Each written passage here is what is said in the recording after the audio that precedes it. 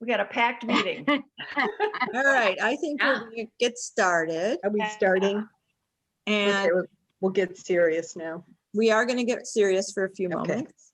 I'm going to turn it over to Sherry because it's been quite the month since our last meeting, and then we'll get going. Since we last met in March, hundreds of Americans. No, now she's frozen. Each of these deaths could have been prevented. The roots of violence go deep, and they're woven into racism and poverty and a weak safety net. The easy access to firearms in the hands of people who shouldn't have them, continuation of a history of policing based on white supremacy. So I was hoping that we could take a few seconds together in our virtual space that we have to honor the lives lost to gun violence, offer some compassion to the injured, the traumatized, and show some compassion for and empathy for their families and friends who are also victims of this other epidemic that's facing our country right now. So if we just could have a few seconds of silence, please.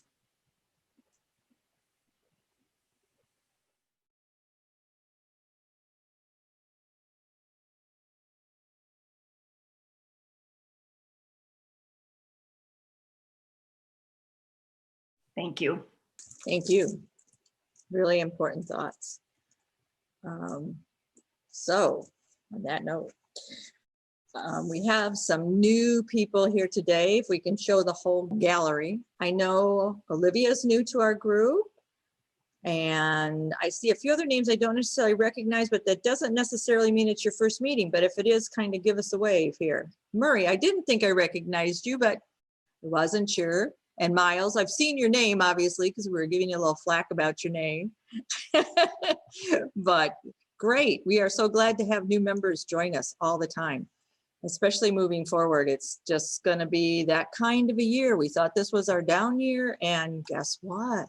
Not so much. Lots is happening, and lots needs our support. First, I always like to start with a thank you. Thank you. Thank you for everybody who showed up to the paper drive.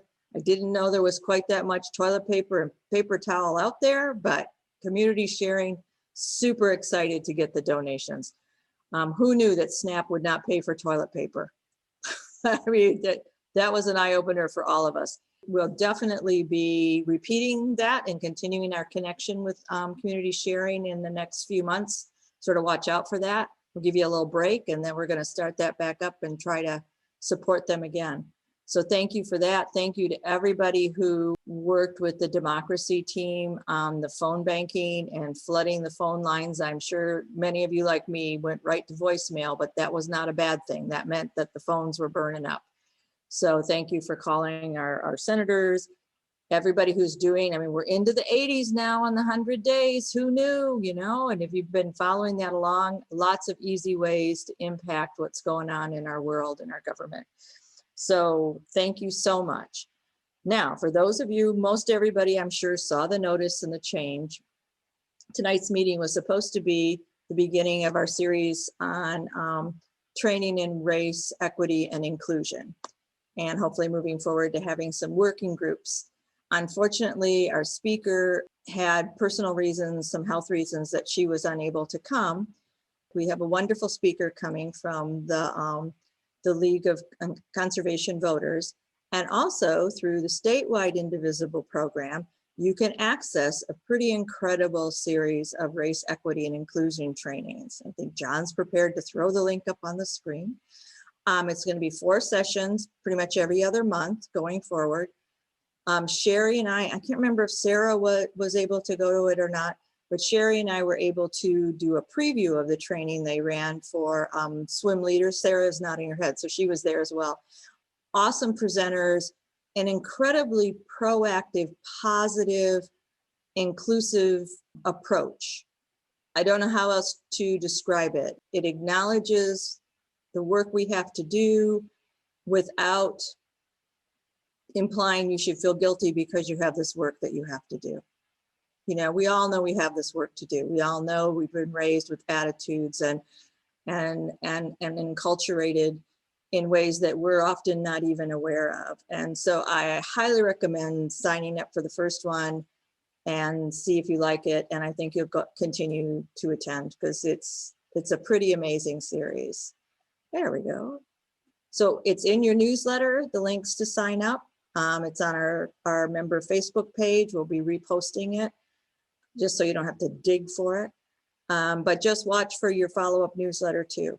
And like I say, it's well worth the time that you will be investing. So that all said, I'm going to turn it back to Sherry to introduce our speaker. I'm very happy to introduce our speaker tonight, Ethan Petzold. Ethan is the Southeast Michigan Regional Coordinator on a political and outreach team for the Michigan League of Conservation Voters. He's a proud graduate of Central Michigan University, where he earned a bachelor's degree in political science and public and nonprofit administration with a minor in leadership. He holds a certified nonprofit professional credential through the Nonprofit Leadership Alliance. At 14 years old, he volunteered to work on a political campaign, and he saw firsthand the positive difference that he can make through advocacy and organizing work, and he's been doing it ever since. Throughout the years, Ethan has worked on electoral politics and nonprofit organizations to make a difference for those who are too often left behind by our government. And most recently, he has managed competitive state legislative races in Oakland, Wayne, and Monroe counties. So I'll turn it over right now to Ethan Petzold. Welcome to Indivisible Huron Valley. Thank you for that introduction, Sherry. I'm really glad to be with everybody. I'm going to share my screen so you can all see my slides, and we'll get started. Like Sherry mentioned, my name is Ethan Petzold. I'm the Southeast Michigan Regional Coordinator for the Michigan League of Conservation Voters. I've actually primarily been working in Oakland, Wayne County with the Michigan League of Conservation Voters, but we have volunteers that are active in those counties as well as in Macomb and Washtenaw that we work with every single day in this region. So first and foremost, I want to talk a little bit about what I want to talk to you about and go over tonight. We're going to talk about what MLCV, which is the acronym for the Michigan League of Conservation Voters, is and what we do. We'll discuss the current landscape in Lansing and what needs to be done to lay the groundwork to get big things accomplished on climate once we have a conservation majority. And lastly, we'll discuss the actions that we can take at the local, state, and national level right now, as well as tools that we offer through MLCV that you can track and keep informed on what's going on in Lansing. So what is the Michigan League of Conservation Voters? We fit in a special place within the environmental movement because we're the largest nonpartisan political organization in Michigan with land, air, and water at the center of our work. We do this on a state level by advancing policies, mobilizing voters, doing everything we can to ensure we're electing the right state leaders, and by holding those leaders accountable. We build our work around 4 key pillars that you can see on the screen right now. And the first is we advocate. Regardless of which party's in power, you can count on us to be in Lansing and make sure that we're fighting for policies that protect our health, our safety, and our Michigan way of life. The second is mobilizing. When bad policies move forward and when good ideas need support, we're always there to mobilize voters across the state to speak out where it'll have the biggest impact. The third is we elect. When elections are held around the state, we make sure to vet the candidates and inform voters on who the right leaders would be to protect our environment. And the last is accountability. The thing that I love about the Michigan League of Conservation Voters most is that when the election's over and the media is not paying attention anymore, we're still keeping score, keeping track of the votes, and holding elected officials accountable and mobilizing people on those issues. So our organization is actually divided into 4 different organizations that are all the Michigan League of Conservation Voters, but they work collectively to make sure that we can have the biggest impact possible. So the first is the Michigan LCV Education Fund, which is a 501c3 educational nonprofit. And so it engages elected officials, business leaders, different residents to take action on land, air, and water issues facing our state. So we use it to conduct nonpartisan civic engagement work and citizen organizing on specific policy issues. It's also the branch of our organization that we use to most focus on educating and equipping citizens with the tools they need to take action, informing people how they can make a difference in their community. We also use it to register voters and educate citizens about their voting rights. So our education fund does a lot of work in the city of Detroit in particular, at making sure that people who don't vote in every election in areas that are disproportionately impacted by climate, to make sure that they're informed with how they can vote, when they can vote, and what the stakes are. The second is just Michigan LCV, and it's a 501c4 nonprofit. And through that, we can advocate about certain issues before the legislature. So we endorse pro-conservation candidates and educate voters about legislators' records on different things. So this is where you would see if there's an issue going on in the legislature and we're trying to let people know that their representative's undecided and you need to contact them, and we are running phone banks or sending out mailers that are just saying, call your representative about X, Y, and Z. That would be from the Michigan LCV arm. Then we have Michigan LCV PAC. And our PAC is what directly supports the campaigns of conservation champions in the legislature or candidates. So that's, if a candidate gets a check from Michigan LCV, it's from the Michigan League of Conservation Voters PAC, as well as if we coordinate any campaign or election efforts with them. And then the last is the Conservation Voters of Michigan PAC, which it sounds very similar to the one I just talked about, but this is different because it supports our candidates in ways that are independent to coordinating with them. So if there's a mailer or an ad that goes out that advocating for the specific candidate doesn't know about it, it's totally separate. That would be from our Conservation Voters of Michigan PAC. We mostly do that. There's different contribution limits for regular PACs. So that's why we separate those so we can, most effectively impact important races. So what do we do? So most of our work can be summed up in this cycle of accountability chart. We start by vetting candidates running for public office and making endorsements of people who are environmental champions. From there, we support candidates and we work to mobilize voters on the ground to support those candidates. After the election, we educate the public and lawmakers about the important issues that are being taken up by the legislature, and we hold those elected officials accountable on their votes and on their statements. And I always like to say, when I mention accountability, I feel like it has a very negative connotation, but it really encompasses a lot of different things. So if a legislator is sticking their neck out on a critical issue, we want to do positive accountability work to make sure constituents know what a great representative they have. If somebody is undecided about something, what that looks like is, mobilizing people that care about the environment in the district to pressure them on the issue. And then, of course, sometimes it is holding their feet to the fire. The pillars of our work can be put into 5 different basic pillars.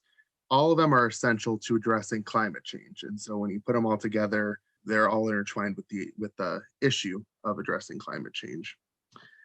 The first is clean air. I know I'm speaking to the choir on a lot of these issues, but clean air is something that we should know that we can breathe and be safe, but so many communities don't. And our state and federal governments don't hold bad actors and polluters accountable.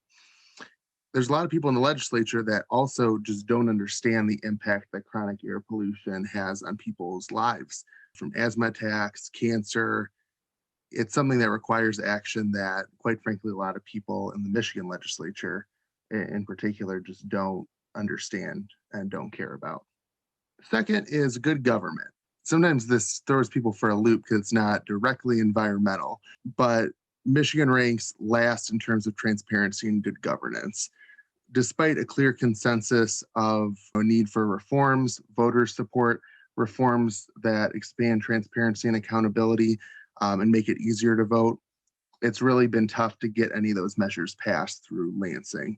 Again, we have very outdated election infrastructure, but anything that Michigan LCV or environmental groups advocate for can only be done if there's open and fair elections and transparent government that holds the special interests, the big utilities, the people that are influencing our lawmakers in bad ways that hurt the environment. Unless there's accountability, transparency, then we can't effectively get our work done. So that's why we care about this work. We want more people engaged in the process, people who are disproportionately impacted by climate, and we want to make sure that things are exposed in Lansing, that there's transparency. The next is healthy Great Lakes. I think being in Michigan and being the Michigan League of Conservation Voters more than any other state chapter in the country, we have a special obligation to this one. Whether it's Lake Erie's algae problems or E. coli in Lake Michigan, or you're worried about Line 5 in the Straits of Mackinac, it's something that a lot of people are thinking about, and it affects a lot of people's lives. So we sit on 90% of the nation's fresh water, and we do really feel an obligation to do specific work on protecting our Great Lakes. You'll see a lot of work that the Michigan League of Conservation Voters does, particularly on Line 5 would be our most high profile one. But those local issues like the algae in Lake Erie and other things is something that we always keep our eye on and that we're working with local leaders on the ground to address. The fourth is parks and public lands. We've really worked hard to preserve natural parks and natural areas in Michigan. But in recent years, a lot of protections for sand dunes have been dismantled. There's been people in Lansing that have attacked science-based management for our public lands, and there's been increased pressure to have oil and gas development. So we're trying to push back against those attacks and make sure our public lands are protected. And last, but certainly not least, is safe drinking water. We know that everyone deserves access to safe drinking water that's free from lead, PFAS contamination, other toxins, but something that is a huge issue in Michigan. We know that very well with what happened in Flint, the importance of safe drinking water and how we can't take that for granted. We also know that pollution in our waters measured by parts per billion. So there's really no room for error when we're protecting our environment and protecting the water that we drink. So that's kind of an overview of who we are, what we do, and what issues we focus on. But going into what's up with Lansing and what we can do to change things, everyone knows that Lansing is kind of a mess, especially from an environmental perspective. And that's probably the biggest bad news is we do not have a conservation majority in either the House or the Senate. So the opportunities to address the climate crisis are quite rare. For Michigan to reach 100% clean energy by 2050, which is what we need to properly address the climate crisis, we have to aggressively decarbonize in every economic sector. Even though there might be some legislators that we talk to about that, there's still so many barriers that stand in the way of us getting anything substantial done. The first barrier is the outsized lobbying influence of the utilities like DTE and consumers. It's tremendous how much money they pour into key legislators' campaign coffers, how hard they push back when we're trying to fight for certain things that would help the environment. And it's something that affects both sides of the aisle. Democrats and Republicans both get a lot of money from DTE and consumers, so it's a huge factor. The second is opposition or reluctance from other influential stakeholders. On the Republican side, there's business groups that don't like some of the measures that environmentalists advocate for. And, on things like Line 5, there are some labor unions that support that pipeline. So it's a challenge because there's groups on both sides of the aisle that are very influential. It's hard to get everyone on the same page sometimes. And then the third thing is the lack of pro-climate action champions in key legislative leadership positions. We have a lot of conservation champions in the legislature. Not all of them are in positions where they can affect the issue most. They're not in the leadership positions that decide what votes come to the floor, or they're not in the positions where they're chairing key energy committees or key committees. So it's really important that we address those different factors. And all those factors will be true after the redistricting process takes place. And even if, Democrats take back the majority, because like I mentioned earlier, all three of these things are players on both sides. And that's why it's important as a nonpartisan organization to hold both sides accountable and make sure we're advocating with everyone. Some of the good news on this is that the public is increasingly on our side. It's also great news that we have strong leadership from Governor Whitmer and Attorney General Nessel at the state level. and that we have a transformational opportunity at the federal level with President Biden's American Jobs Plan, which I'll touch on a little bit more later.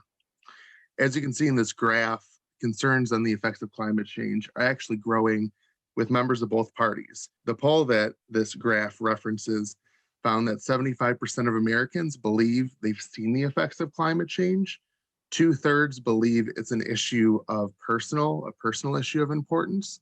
And 82% of Americans believe that government, businesses, and individuals need to be doing more to address the climate crisis. We also find that 66% of voters support a 100% clean renewable energy economy, which is not something that it's a fairly recent trend to have that much widespread support for addressing climate. And there was actually a time where Michigan was a national leader in environmental conservation, and things that we, I think, now take for granted, like returning pop cans and bottles. Back in the 70s, that was a brand new thing, and it was model legislation for other states. So there's a couple of things that we need to do to make sure that Michigan gets back our groove as a conservation leader in the country. First, we need to make sure we're leveling the playing field. Like I mentioned earlier, good government's a core pillar of our work.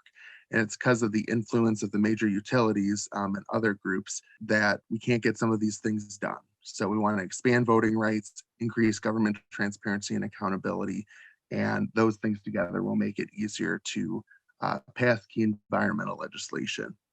Next, we need strong ground-up coalitions that engage labor and business groups and encompass environmental justice at its core. I think when we bring different groups together, such as programs like the Blue-Green Alliance that does work, particularly bridging environmental and labor causes and concerns together to figure out solutions, is really important. The more that we can do to collaborate with other stakeholders that might be concerned about some of the things that we need to do to protect our environment, it's really important to bring them to the table. And lastly, we need to win a conservation majority in 2022. So typically I would go into, maybe specific district, around the groups I'm speaking to that we have an opportunity to elect environmental champions. But with independent redistricting commissions still working through the end of this year, we'll have to see how that all shakes out and where our best opportunities are. But we do have something called the candidate pipeline that no matter what the district lines look like will be key to ensuring a conservation majority. We're trying to identify people who are already involved in climate work to recruit, train, and support in their runs for public office, especially the state legislature. We know that if we engage with candidates before the field's all set, before everyone's filed, and they're passionate about the climate crisis long before they ran for office, they're more likely to be with us to stick their neck out against the powerful special interests and be with us when the going gets tough. And that's where I think a lot of members of Indivisible come in. As I've talked to different Indivisible groups, I've always said, if you know someone that would be great to run for office, that wants to learn more, get more resources, definitely connect them with me or anyone else at our organization. And we can help them and talk to them about going through those steps. And then next, I just want to go through some of the tools that we have to track what's going on in the legislature. The first is our hot list. At the beginning of each week, we send stakeholder groups, including statewide Indivisible does receive the hot list, and every legislator. And it'll kind of go over everything that is upcoming the legislature, any bill that we think might get a committee hearing, anything that might be coming to the floor that has the potential to be scored on our legislative scorecard, which I'll talk about in a minute. So we compile it every week with the advice of our organization, the Michigan Environmental Council, West Michigan Environmental Action Council, Sierra Club, Ecology Center, Detroiters Working for Environmental Justice, and other different environmental groups. And it's kind of seen as a preview for the upcoming week. At the end of the week, we send something called the Capital Catch-Up, which just summarizes everything that's happened on each of those issues in the legislature that week. But the most accessible tool for anyone anywhere to access to see how their legislators going on key environmental issues is our digital accountability suite, or our scorecard.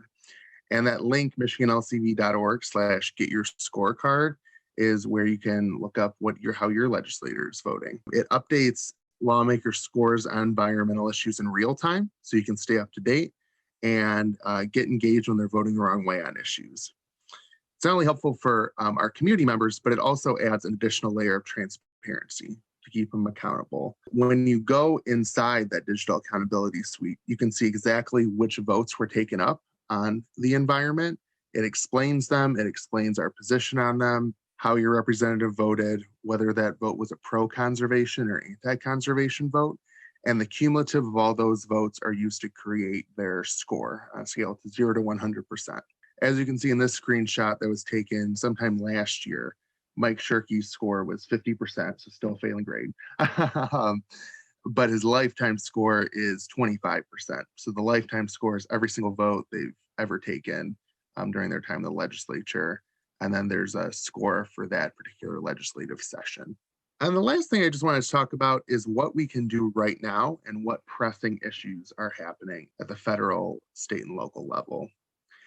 And the first is the American Jobs Plan. As you all probably know, President Biden's proposed a sweeping infrastructure plan, and it includes the largest expansion of green infrastructure and green jobs in American history. And that's why we're calling on our congressional leaders to swiftly pass this recovery package, but also make sure those elements of the green infrastructure and the green jobs elements are included. We particularly like aspects such as putting the U.S. on a path to 100% clean energy by including investments in our electricity grid, transportation, and buildings with reliable, affordable clean energy. We like that there's equity because it ensures at least 40% of benefits go to the communities that need it most. And then we also love that it incentivizes high quality, good paying union jobs, especially in the clean energy and manufacturing sectors. And it does give support to communities who were historically reliant on things like oil, gas, and coal to help transition them to clean energy. So we have a letter, and I will share this in the chat after. So if you or someone you know is a state or local official, we're asking them to sign on to a letter to our congressional leaders, urging them to make sure that the infrastructure package that gets through both the House and the Senate gets to President Biden's desk, that it includes those elements of the green infrastructure and green jobs elements. So I'll put that letter in the chat when I'm done presenting, so you can look it over and you can share that around. And definitely let us know if anyone that you know did sign, because we'd love to thank them for their work. And that letter is being compiled with national or state and local leaders all across the country and will be delivered next week to the congressional leaders. And the deadline for that is Friday at 5 o'clock. So I know it's very soon. The next thing, which is something that we're focused a lot on right now, is ensuring a bill passes through the Michigan House Energy Committee. That's critical for cleaning up our air and protecting our health.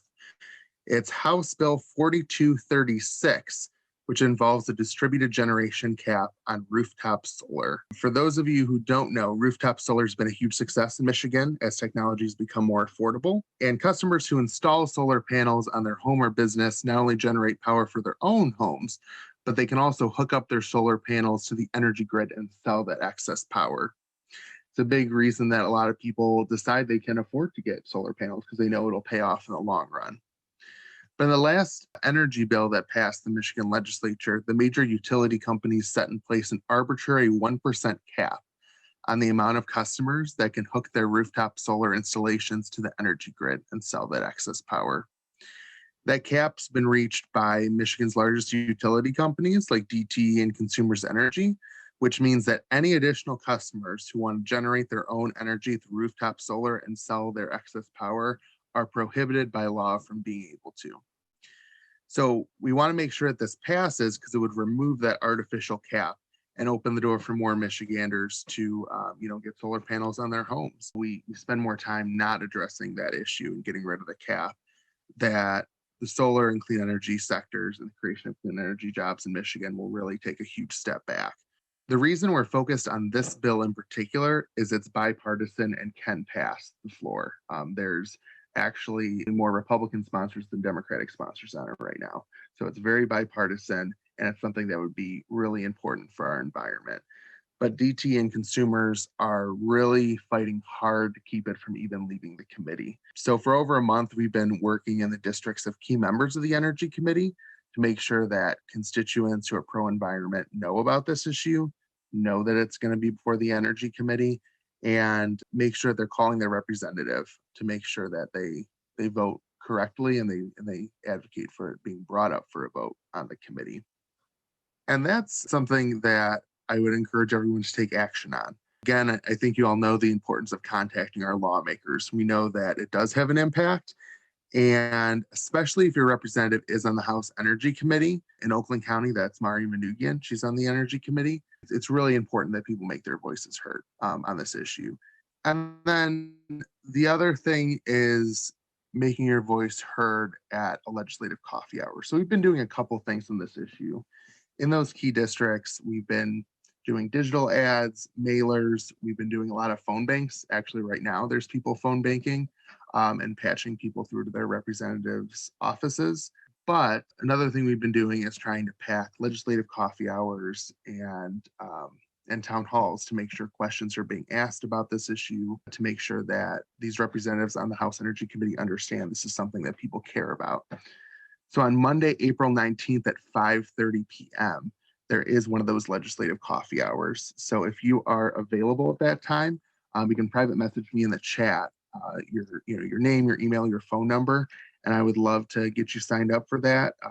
Get you the Zoom link, some of our sample questions, so we can make sure that this issue is elevated again on Monday. And then the last thing, I know I've talked for a long time, so I do Southeast Michigan, and our big focus areas this year have been Detroit, Dearborn, and Oakland County. And since I'm talking to people here in Oakland County, I wanted to talk about our work that we do here. So Oakland County is really, I talked about the accountability chart earlier and how we try and identify people, elect them, and then get things done. And it's almost a textbook example of that in Oakland County. You all know that for a long time, there wasn't a conservation majority on the county commission. The county executive, the old one, was not, a huge proponent of some of the things that we're fighting for. But, we saw an opportunity to really change the makeup of our elected officials in Oakland County and make it so there's more people that wanted to address the climate crisis. So what we did was we worked with other community leaders and other organizations like the Sierra Club, Clean Water Action, the NAACP, to develop something called the Climate Jobs and Justice Platform. From there, we had meetings with all the candidates running for county commission that wanted to meet with us. We told them about the platform, and we got a ton of them to agree with the elements of it. And we supported those candidates and did things to help get them elected. Now we have a majority that agrees with this Climate Jobs and Justice Platform on the county commission, and we have a county executive that supports the elements of our platform.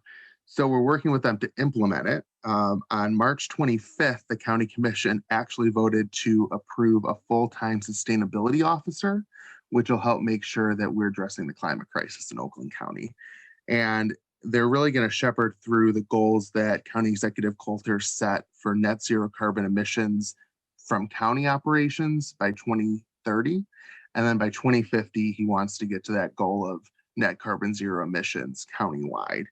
And so, it's something that, while there's not a specific thing that's being taken up right now, that I'd love to work with Indivisible and people individually on when there is important actions to be taken on this, to make sure that we're having people show up for citizen comments in support of these measures, so that people know that people in Oakland County do support this, do want these actions taken.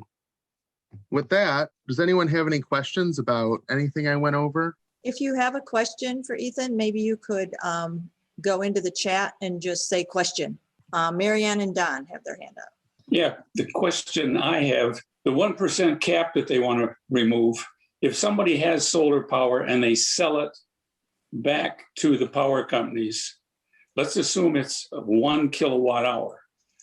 Do the companies then sell that for more money or less? So what happens is there's a set rate that they buy back the energy from homeowners and businesses, and it's used for the grid. And so DTE and Consumers purchases it and then uses it for, power for everyone. The reason they don't like that is because they're not the ones producing the energy, so they make less money off of it, is essentially their opposition. But it's really one of the tools that we have in our toolbox right now to make sure we're expanding the clean energy sector in Michigan under the current confines. But yeah, so there's a set rate, and I don't know exactly what that rate is. That I can check in and look at that. Thank you. Thank you. Sherry has her hand up. Yes, I love the hot list and at the beginning of the week and the capital catch up at the end. That's making my wheels turn about what we might do with our own group. But you said the hot list for these issues that SWIM has that? Yes, that's available through SWIM. So I would contact, I believe it might go to Paula. So I would contact Paula. Paula, okay, all righty. Yeah. And the one other thing too, do you know specifically who on the energy committee is in a place where they might be persuadable and we can do some contacting of them on this 1% cap?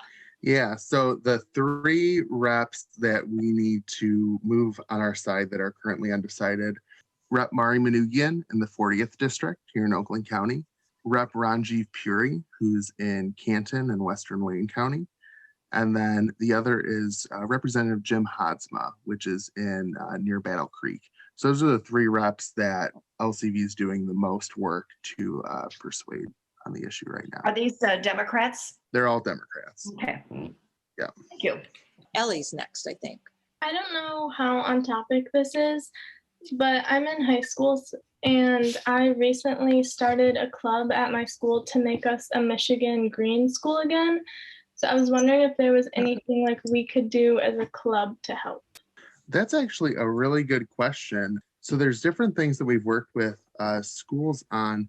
If you could private message me your email, I'll email you and we can set some time up to talk about that. And I can bring in some other people who have worked on that. Okay, perfect. Thank you. We love that we have actually in the last several months dramatically lowered our average age in our group because people like Olivia and Ellie, and we would love to push out into those communities because that's the future. Those are the people that we really need to be engaging with. So this is awesome. Thank you, Ellie. It's a great question. I think I have Steve and Janet next. This isn't really a question, but it's just a comment. We recently, like last summer, got solar panels put on our house on the roof. And so we are in that 1%. I guess we got in under the cutoff where we do get to quote unquote sell our extra energy back to DTE.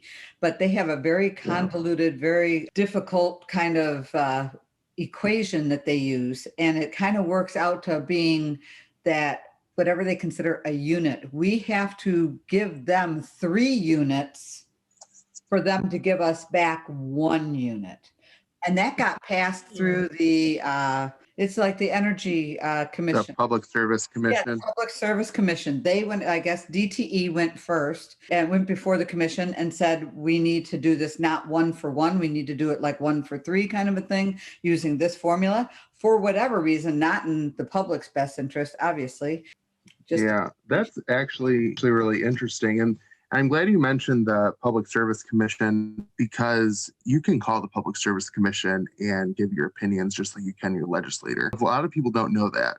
So I would encourage when there are things coming up before the Public Service Commission, if there's people in Indivisible that would like to call about that issue, I would definitely encourage that because they make decisions and rules on things over and beyond what the governor can do, over and beyond what the legislature can do. And the governor and the legislature get a lot of calls, and that's important. But you all might be one of the only ones calling the Public Service Commission ahead of an important vote. I believe, I'm not positive, but I believe that the energy companies have to go to the Energy Commission to get their proposed rate hikes approved also. Yeah, so that's something in Michigan law. The Michigan Public Service Commission has to approve all rates. So when I mentioned, the amount of rates that the grid, that's set by the Public Service Commission, but even just our normal rates, if you don't have solar panels, it all has to be approved by the Public Service Commission. A lot of power, actually. All good information most of us did not know. So great to learn new things. Ethan, that was so informative. Thank you. Yeah. Thank you, Ethan. We really appreciate you coming. Yeah, and stepping up on such short notice with such a great presentation is really, really appreciated. And you have found soulmates. This group is your soulmate. So Looking Well, forward please to keep- partnering with you. yes, we do get stuff from Swim, but please always feel free to reach out to us directly because we tend to have a very active eco community. In fact, as we're going to move into the business meeting, a number of our members organized Eco Huron Valley, which has become a very, very active group in our area and has splintered off into its separate organization, but there's a lot of crossover. So like I say, One more question. you've got willing helpers here. I see. Somebody else has a Great. question. Oh, okay, was somebody waving one- badly? Done. One more. Yeah. Is there a position on nuclear energy with this group? Well, let me actually get back to you on that, and I'll send that to Sherry. Okay.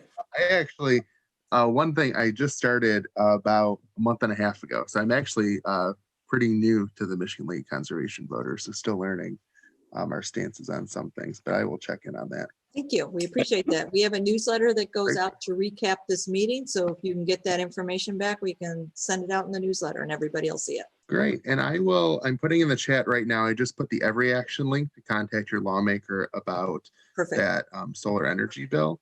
And then I'll put right in now the digital scorecard link. And I will check on those questions. And I also saw some messages about people who want to go to that town hall. So I will be sending you an email shortly. Perfect. Thank you so much. Thanks. And I'll actually also put my contact information just in the chat. So feel free to reach out at any time. I'm sure we will. You might regret that, but I'm sure you will hear from many of the members.